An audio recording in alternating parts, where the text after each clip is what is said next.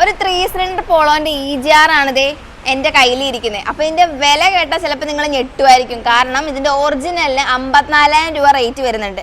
ഇതിൻ്റെ other brands ഇറങ്ങുന്നുണ്ട്, അതിനൊക്കെ ഇതിൻ്റെ പകുതി താഴെ റേറ്റ് വരുന്നുള്ളൂ. അപ്പോൾ ഇതിപ്പോൾ കംപ്ലൈൻ്റ് ആയ ഒരു EGR ആണ്. ഇതിൻ്റെ ഈ സോളിനോട് കംപ്ലൈൻ്റ് ആയതാണ്. അതുകൊണ്ട് നമുക്ക് ഇത് സോളിനോട് കംപ്ലൈൻ്റ് ആയിട്ടുണ്ടെങ്കിൽ നമുക്ക് വേറെ ഒന്നും ചെയ്യാൻ പറ്റില്ല. കാരണം ഇതിനകത്ത് ബോർഡ് വരുന്നതുകൊണ്ട് വേറെ ഒന്നും ചെയ്യാൻ പറ്റില്ല. ഇത് ചേഞ്ച് ചെയ്യാനേ ചെയ്യാൻ പറ്റുള്ളൂ. അപ്പോൾ നമ്മൾ ചേഞ്ച് ചെയ്തതാണ്. അപ്പോൾ ഇത് മാറിയ പാർട്സ് ആണ്.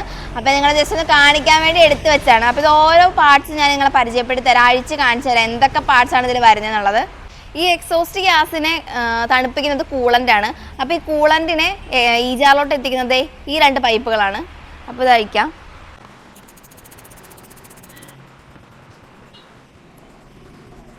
വരുന്ന ബോൾട്ട് എന്ന് പറയുന്നത് ഇത് കണ്ടോ, 30ന്റെ ഫ്ലവർ ആണ്. അപ്പോൾ അത് അഴിച്ചെടുത്തിട്ടുണ്ട്.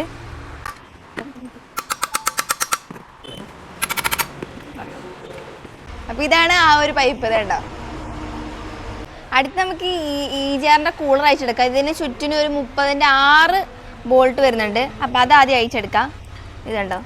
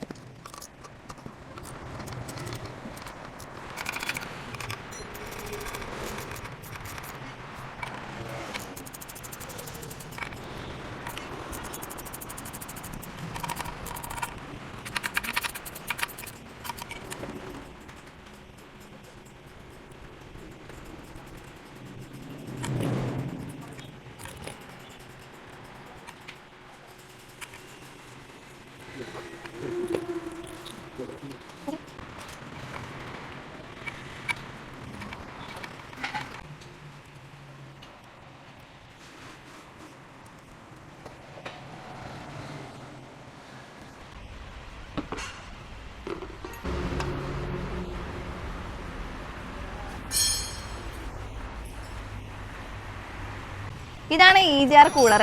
അപ്പോൾ ഇതുവഴി കയറുന്ന എക്സോസ്റ്റ് ഗ്യാസ് ഫുൾ ടൈം ഇതിൽ സ്റ്റോർ ആയിട്ട് നിൽക്കും. ഈ സ്റ്റോർ ആയിട്ട് നിൽക്കുന്ന ഗ്യാസിനെ ഇതിനകത്ത് ചുറ്റിനും കൂളൻ്റ് ആയിരിക്കുള്ളൂ. ഇതാണ് വാട്ടർ ജാക്കറ്റ്. ഇത് ഫുൾ ടൈം ഇതിനകത്ത് കൂളൻ ഉണ്ടാവും. ഈ കൂളന് ടെമ്പറേച്ചർ അനുസരിച്ച് ഈ ഗ്യാസ് തണുപ്പിക്കും. ഈ തണുപ്പിച്ച ഗ്യാസിനെ ഇതാണ് സോളിനോയിഡ്. ഇതുണ്ടോ, ഇതാണ് സോളിനോയിഡ്. ഇത് ECMന്റെ സിഗ്നൽ അനുസരിച്ച് ഈ സോളിനോയിഡ് ഇതിനകത്തൊരു വാൽവ് വരുന്നുണ്ട്. നോക്കിക്കോട്ടാ. ഈ വാൽവിനെ ഓപ്പൺ ആക്കി കൊടുക്കും. കണ്ടോ, ഈ വാൽവിനെ ഇങ്ങനെ ഓപ്പൺ ആക്കി കൊടുക്കും.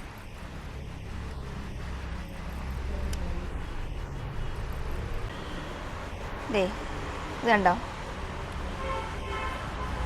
ഈ വാൽവിനെ ഇങ്ങനെ ഓപ്പൺ ആക്കി കൊടുക്കും.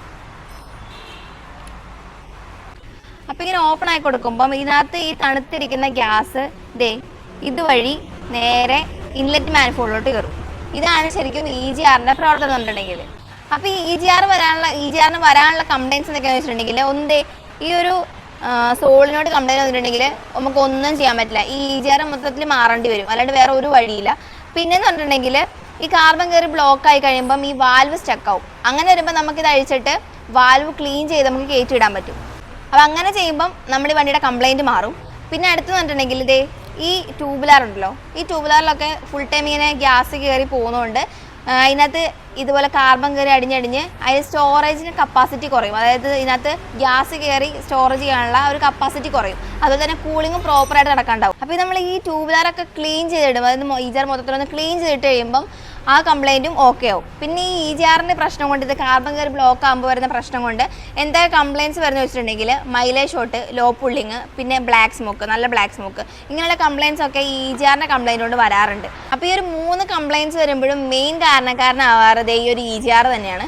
അപ്പോൾ നമ്മൾ ഈ 1 lakhിൻ്റെ സർവീസൊക്കെ ചെയ്യുന്ന ടൈമിൽ, അതായത് മെയിൻ സർവീസൊക്കെ ചെയ്യുമ്പോൾ, കാർബൺ ക്ലീനിങ് ഒക്കെ ചെയ്യുമ്പം EGR എന്തായാലും മസ്റ്റായിട്ട് ക്ലീൻ ചെയ്യുക. കാരണം ഇതിനകത്താണ് കൂടുതലും കാർബൺ കയറി പൊക്കോണ്ടിരിക്കുന്നത്. അതുകൊണ്ട് തന്നെ EGR മസ്റ്റായിട്ട് ക്ലീൻ ചെയ്യുക. അങ്ങനെ ക്ലീൻ ചെയ്തിട്ട് കഴിയുമ്പോൾ തന്നെ നമ്മുടെ വണ്ടിക്ക് നല്ലൊരു പെർഫോമൻസ് കിട്ടും. അപ്പോൾ ഇന്നത്തെ ഈ വീഡിയോയിൽ EGRനെ പറ്റി എനിക്കറിയാവുന്ന കുറച്ച് കാര്യങ്ങളാണ് നിങ്ങളോട് ഷെയർ ചെയ്തത്.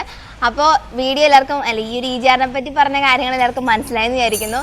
അപ്പോൾ ഇതുപോലെ അടുത്ത വീഡിയോയിൽ നമുക്ക് കാണാം. അടുത്ത വീഡിയോ കാണുന്നവരെ എല്ലാവർക്കും ബൈ.